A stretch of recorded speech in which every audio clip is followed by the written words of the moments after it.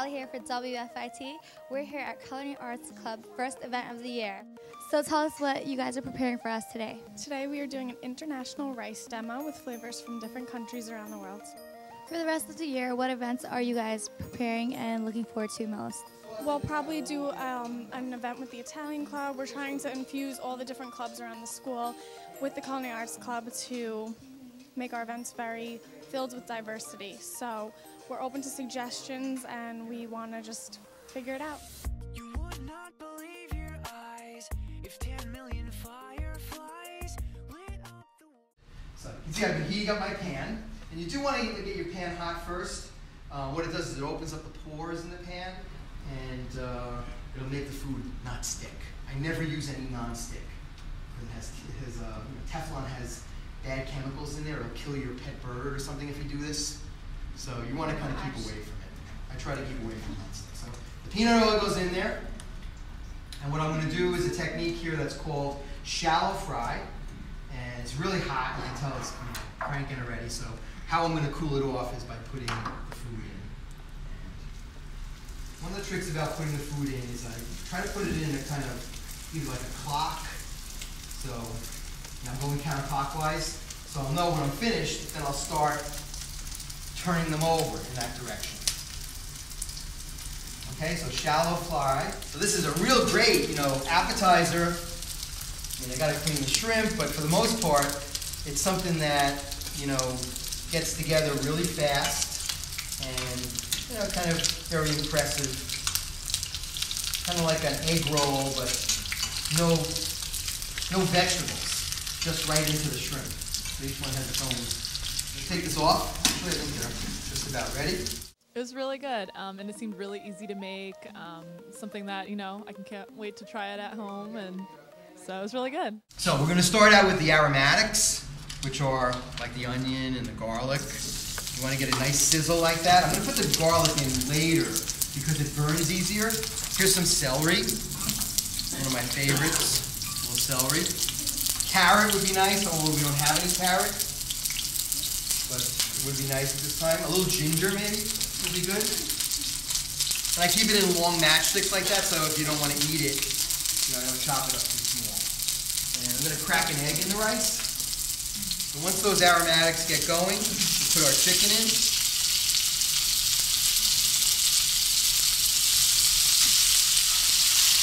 So now that the chicken is getting brown on one side, we'll give it a little flip.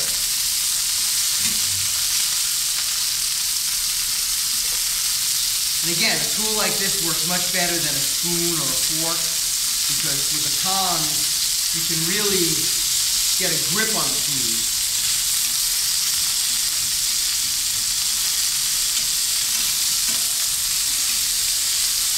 Okay, so what I'm going to do now is introduce the rice. And again, we have our pre-cooked rice, which makes life very easy. And it's also pretty inexpensive. Like $2 gets you a large rice like this. So you can make about 4 or 5 servings out of that. And it is day old, so you want it to be a little bit dry like that. A nice consistency, sticky but not gluey. Okay, so we get that going. And I want to make sure the flame is nice and hot. Maybe a little more oil. It looks like the chicken has absorbed a little bit of it. We don't want to make it oily, but just a little more oil. Remember, oil is what is going to be actually transferring the heat of the pan into the food. So you want the oil to be there as a kind of a medium. All right. And now we're going to put our liquids in, and we'll start off with a little bit of the Japanese soy sauce. A good sizzle going. And then our Japanese mirin, or sweet sake, or sweet rice wine. How's it smell? Kind of mix it up a little bit more.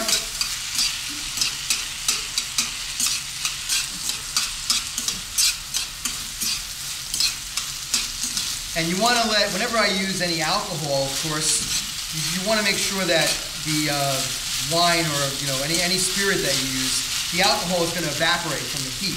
Because you really don't want, you're never going to evaporate all of it, but you don't really want any, kind of alcohol taste in there. Just the taste from the wine itself. So the alcohol will evaporate off with the high temperature. And I think that's just about ready. Can you tell everyone when your club meets and where? We meet on Tuesdays from 1 to 2 in A314. One of the ways to really release the flavor of the spices is to fry them a little bit first. Maybe I should lower the flame. It's really hot, so there's no reason to go crazy. So I'm going to put some saffron in now. And then some onion. And some celery. Some garlic.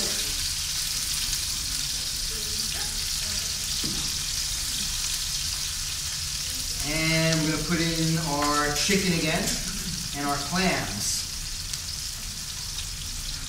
This paella.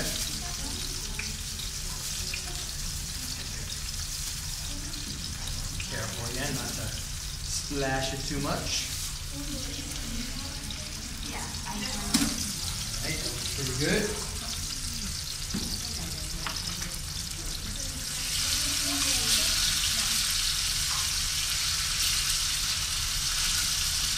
Okay, and we want to give that rice a nice yellow color. So we're going to add in our turmeric.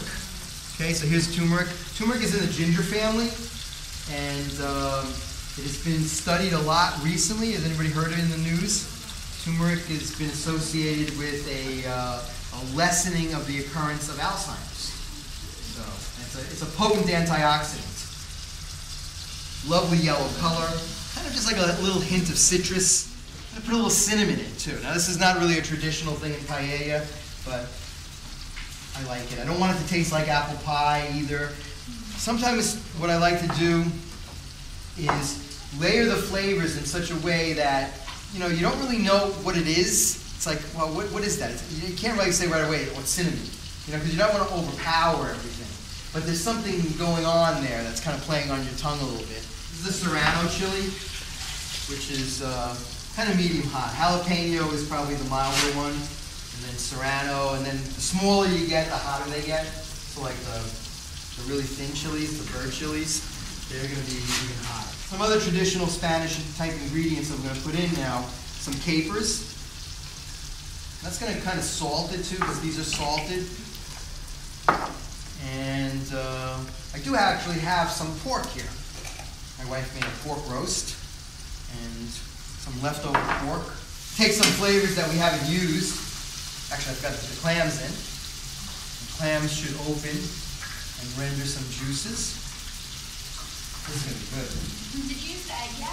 I didn't use the egg. No. I'm afraid of the egg. Yeah. I'm afraid the egg may stick and make a big mess. So we'll put some lime in them. Lime is going to give us some acid. One of the other things I find about cooking is you want to have a balance of like sweet, salty, acid, bitter. So like by mixing those ingredients together in a balanced way, you generally come out with a pretty good dish. So now, of course, we can't forget our theme ingredient, the rice.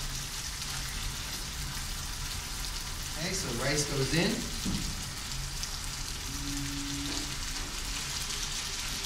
We got plenty of product in the pan. Just garnish it with a little cilantro. Anybody like cilantro? Some people hate cilantro.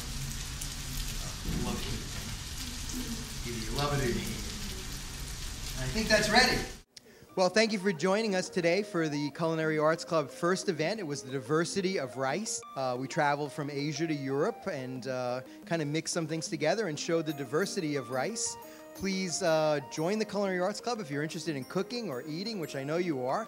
And you can join us by emailing Jennifer Minella.